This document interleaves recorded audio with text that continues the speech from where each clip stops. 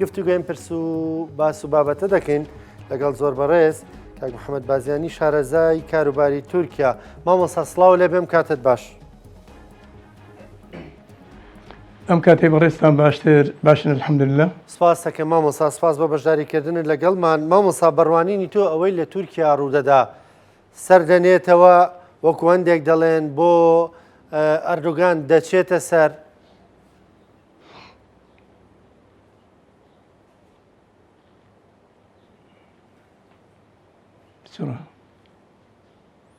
مامۆستاگەر گوێت لە منە پرسیارەکەی من ئەوە بوو ئەوەی لە تورکیا ڕوویداوە لە دەستگیرکردنی ئەکرەم ئیمام ئۆغڵو و ئەو خۆپیشاندانانەی کە ڕوو دەدەن لەوێ، ئایا ئەمە هەروە تێدەپەڕێت وەکو دەڵێن بۆ ئەردوگان دەچێتە سەر؟ سەرەتا بەناوی خوا سپاسی جەنابتانەکەم. لێرەشەوە هەر سەڵاو ڕێزمەیە بۆ بینەرانی ئەم تەلەڤیزۆنە. خۆی لە ڕاستیدا برایانی ئازیز خۆشەویست، حەقیقەتەن ئەوەی کە هەیە ئێستا ڕوئەدا سیراعێک و ململانێکی گەورە هەیە لە بینی جەهەپە و لە بینی ئاک پارتیە و بە تایبەتتر لەو ڕۆژەوە کە با بڵێن ئاک پارتی شارەوانی ئەستەمبوڵ و ئەنقەرەی لەدەستدا و بە تایبەتتر ئەستەمبوڵ کە معلومە زووتر ئەوترا ئەوەی کە ئەستەمبوڵی بەدەستەوە بێ و شارەوانی ئەستەمبوڵی بەدەستەوە بێ حسابکە حکمی تورکیا دەکا. بۆیە ئەم سراعی ئەمڕۆ نیە و ململانەکەی ئەمڕۆ نیە، بەڵام ئەوەی کە هەیە ئێستا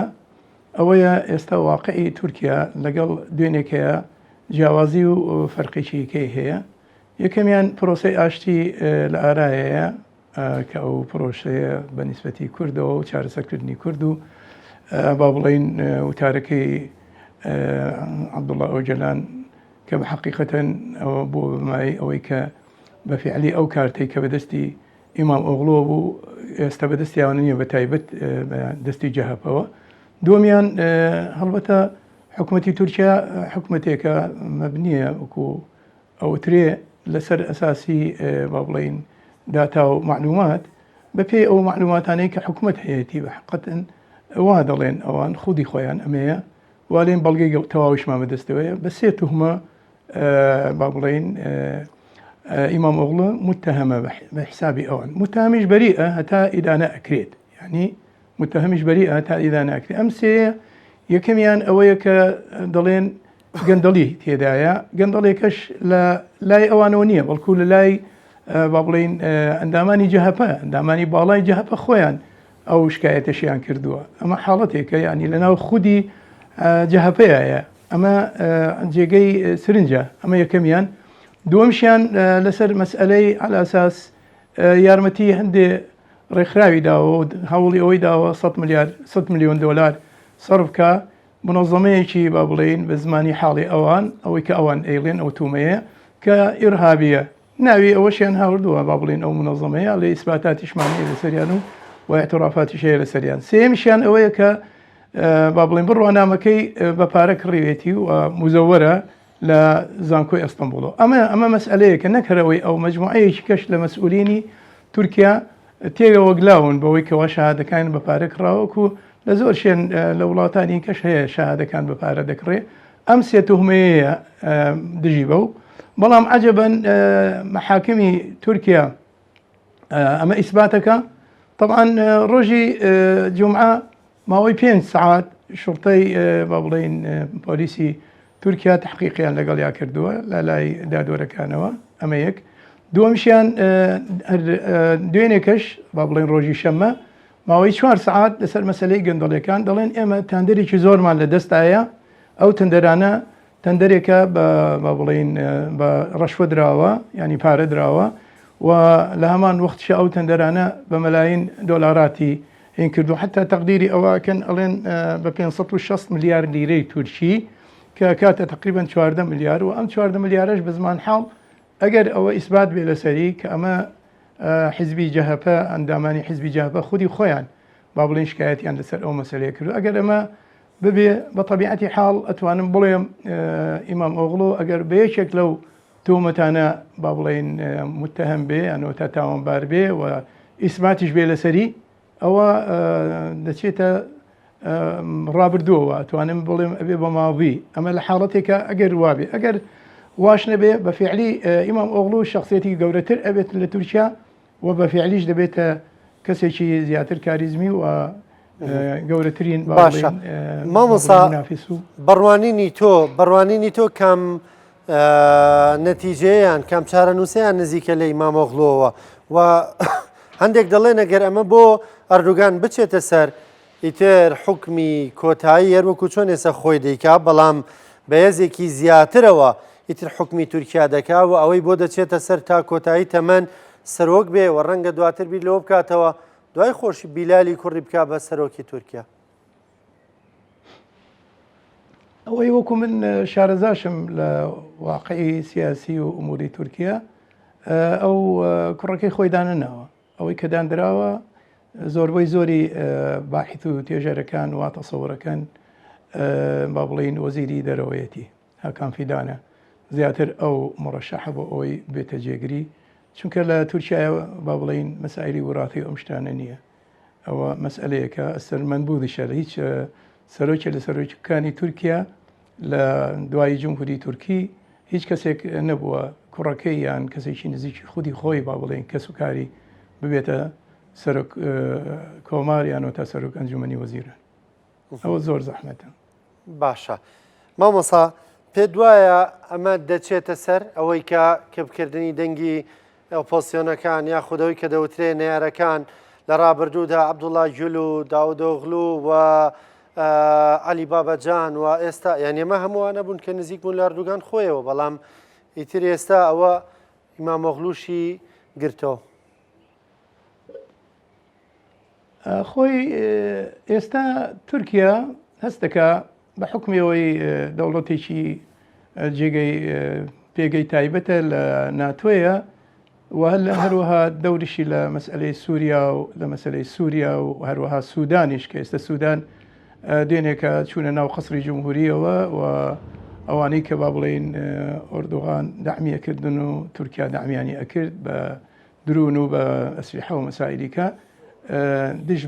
بەو یارمەتیانەی کە لە دۆلی خەلیجەوە ئەدرا بە تایبەت لە ئیماڕات و ئەوانە ئەوە ئێستا تقریبن ئەوان لەوێشت شێوازە لە سەرکەوتنی دەستکەوتووە بە طبیعەتی حاڵ ئەمانە هەمووی ئەمڕۆ ئۆردوغان و بە تایبەت حیزبی ئاکپارتیەوە هەستەکەن ئەمڕۆ مووقفیان بەهێزە هەروەها ئەو ئاشتەوایی کە لەگەڵ کووردا کراوە و بە هەمان شێوە چونکە خەڵکێکی زۆر لە کورد لە وێ نزیکەی ملیۆنێک خەڵکی کوردی ئەوێ دەنگی بۆ ئیمام ئۆغڵ ئەدا ئەمەش هەر حاڵەتێکە لەم ڕۆبەدەوەوە احتیمالێکی زۆر هەیە بە حکومەوەی ئەو وتارەی بەڕێز عەبدوڵڵا ئۆجەلان کە دای و هەروەها ئیستعدادی بکەکە بۆ کەمەڵێ مەسائلی و ئیقامەی مؤتەمەرێک کە بکەن لەوێ ئەمە مەسئلە گەلێکە چەنێ ئەکری ئەوە ناکری ئەوە بەحسێکەوە جێگەی مشتومڕەکە ئەکری فعلەن ئەو مؤتەمەرە پکەکەیکاوە و ئەو حاڵەتانە و لە پشتی پەردەوە ئەو وتارەی بەڕێز عەبدوڵڵا ئۆجەلان شتیکەی تێدایە یان تێدا نییە لەگەڵ ئەوەی کە من تێبینی و ملاحەزەشم هەیە لەسەر ئەو با بڵێن ئیتیفاقی کە دەکرێ لەبەر ئەوەی کۆمەڵێ مەسائل هەیە مەفروض بوو پێشوەختە با بڵێن یەکی شەوک و سەلاحەدین دەمیرتاش بەعدیەوە بدرایە کە با بڵێن ئازاد ببێت لە هەمان وقت چونکە ئەو بە لکاندن بە مەسەلەی پکەوە ئەوان گرتیان و مەسائلیکە و هەروها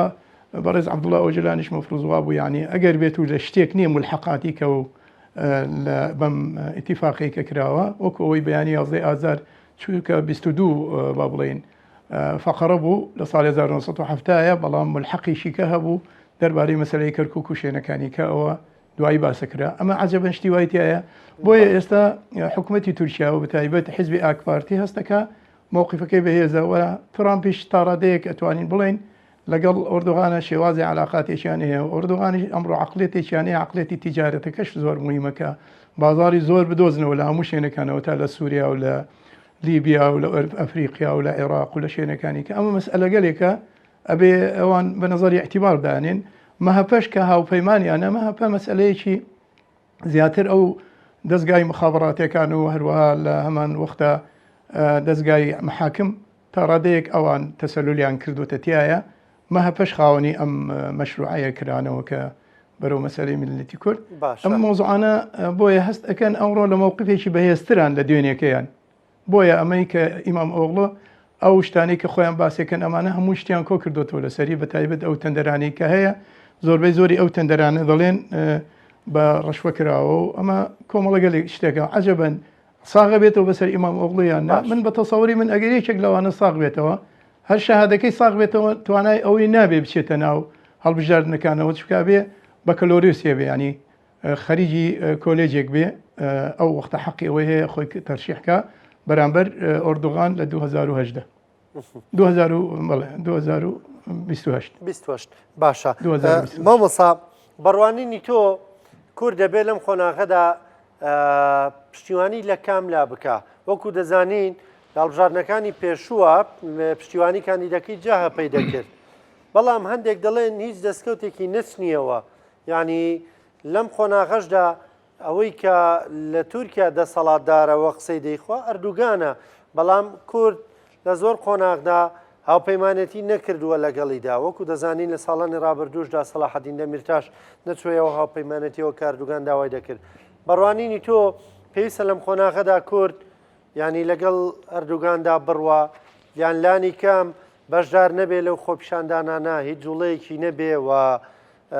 جۆرێک لەوەی هەوڵ بدا لە ڕێگەی ئەردوگانەوە گەر خواستێک داواکاریەکیە بەدی بێنێ خۆی کورد ئەبێ سوود ببینێ لە ئەزمون و تەجروبەکان هەر لە بەیانی 11 ئازارەوە ساڵی 1970 چونکە مەشروعی کورد پرۆژەی کورد مەفروضە پرۆژەیەکی نەتەوەیی بێ ئێمە ئاگەمان لە ڕووداوەکان بێ یعنی با بڵین بە کوردی فێڵمان لێ نەکرێ وەکو کورد حقیقت بۆیە من وەکو عەرزم کردی هەندێک تێبینیم هەبوو لەسەر مەسەلەی ئەو با بڵین وتارەی بەڕێز عەبدوڵڵا ئۆجلان ئەگەرچی وەکو عەرە بەڵێ ئەهل مەکەتە ئەدرا بشیعابها ئەهلی مەکە خۆیان باشتر ئەزانن کوردیت با کورد خۆیان باشتر ئەزانن لە وەزعی خۆیان بەڵام یەکێک لەوانەیە کە کورد دایمەن لە کاتی مفاوەزات تا زۆرجار فێڵی لێکراوە و تەنانەت حتا ئەم جارش کە لەگەڵ حکوومەتی عێراقیەوە چونێ کۆمەڵی مەسائل دایمەن لە مفاوەزاتە وەکو پێویست نایبینەوە مەفروض وایە ئەم جارە زۆر سوود لەو مەسەلانە ببین یەکەمیان ئەبێ تورکیا بەڕاستی با بڵین نیەتپاکی خۆی دەرخا و پێش ئەو مەسەلانە مەفروض وایە با بڵین بەڕێز عەبدوڵڵا ئۆجلان و سەلاحدین دەمیرتاش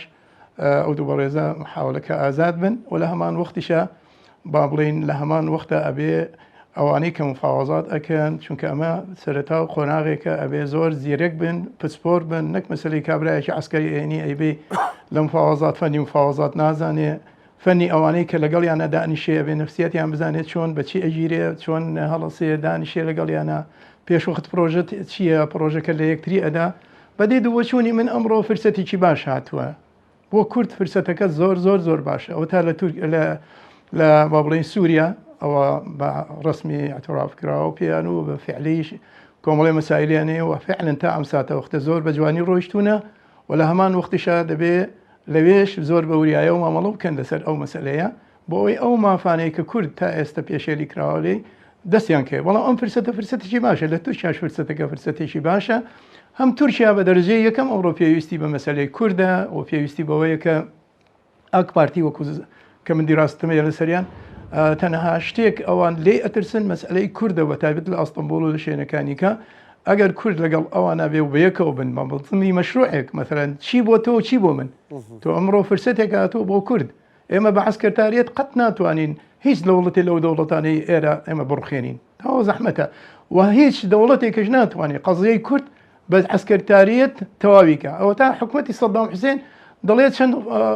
موشەکێکمان مابوو مەجبور بووین ساڵی 1970 بچینە ناو مفاوەزاتێکەوە لەگەڵ کووردە من بە فکرم دێت تا ئێستا ئەو قسەی سەدام حوسێنێکێک لەو قسانەی بوو ئەمە یەک دووەمیان تورکیاش ئەمڕۆ لە هەموو وەختێ زیاتر پێویستی بە قەزیەی کووردە چی لە سووریا و چی لە تورکیا و چی حتا لە شوێنەکانیکە و ئەم گۆڕانکاریانەی کە دەکرێت على ئاساس شەرقی ئەوسەط و ڕۆژهەڵاتی ناوینیش کۆمەڵی گۆڕانکاری پێ ئەکرێ واتە ئەمڕۆ فرسەتێکی باش هاتوو بۆ کورد لە مەشروعێکی نەتەوەیە ئێمە کۆب بینەوە هەمومان لەگەڵ یەکتریە و من لێرەوە با بڵێن پێشنیاری ئەوکەم کۆنگرێکی نەتەوەی بە زووترین کات لە هەولێر بکرێت لە سلێمانی بکرێت تەنانەت حتا ئەگەر لە سووریاش بکرێت ضرورە لەو ضرورەتێک لەو ضرورەتانەی کە ئێمە خطوتی عریض دانین بۆ ئەم مەشروعی خودی خۆمان هەر وڵاتێک خصوصیاتێکی خۆی هەیە مەجال بدەین گلەی نەکەین لە وڵاتێک کە لە کوردستان ڕۆژئاوا ڕۆژهەڵات باشوور باکوور کە خۆیان شتێک بە باشتر ئەزانن لەوەی کەەوە با بڵین دەستەبەری مافەکانی کورد کرد ئەمڕۆ فرسەتی زۆر باشاتوە بۆیە من نەسیحەتم لێرەوە ئەوەیە ئەو کۆنگرە نەتەوەیە بکرێ بەڵام کۆمەڵێ خەڵکی پسپۆر و زیرەک و لە فەنی مفاوەزات و فەنی مەسائلی قانونی ئەمان چکە ئەمڕۆ بتێنێتێ هەموو مەسائلەکان بە قانونە ئێستا عێراق لە بە قانون لەگەڵ ئێمەیەکە بە یاسا لەگەڵ ئێمەیەکە تەنانەت حتا زۆر جاریش وایە قانونەکان بە سیاست ئەکرێ ئەمە مەسئلەگەلێکە بۆیە ئێمەش ئەبێ کەسی مماریسی زیرەکمان تیاوێ هەم قانونیان هەم فەنی مفاوەزات بزانێت چکە مفاوەزاتیش دانوستاندنیش فەنی گەورەی هەیە دەبێت ئێمە ئیسفادە بکەین تەنها ئەوە نەبێ حیزبیەک بڕوا لەوێ دانیشێ تویتر هەموو شتەکان یەکلای کاتەوە کۆمەڵی پسپۆر ئەبێ پرسیارکەین لە خەڵکێکی کە پسپۆر پرسیارکەین حتا ئەگە بە پارەش ئیمکانیتمان نەبێ خەڵکێک لە دەرەوەی خۆمان لە وڵاتانی کە ڕاوێژیان پێ بکەین کۆمەڵشتمانە بێ بە پرۆژەوە بچینە ناو قەزەیە بۆیە من نەزەرم وایە کوردی تورکیا ئەو هەڵەیە جارێکی کە نەکاتەوە کوردی تورکیا دەم پارتی بە تایبەت ئەو هەڵەیە جاران نەکاتەوە چونکە ئەو سەردەمەی سەلاحەدین دەمیرتاش من ئاگادار بووم حتا لە خەڵکێکی زۆر لە نزیک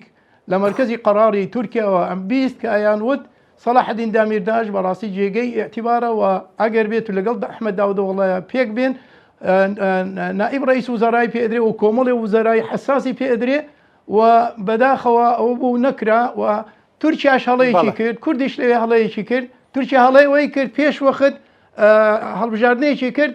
ناچار بوو لەگەڵ هینا لەگەڵ مەهاپەیە مەهاپە مع العلم صراع و ململانێکی زۆر هەبوو بینی مەهاپە و لە بینی ئاک پارتیە ئەوە بوو ئێتیلافی کرد و ئەو مەشروعانەما و کوردیش کەمتری هاوردەوە لەو هەڵبژاردنەی کە هات زۆر بەڕێز ببینی لە داهات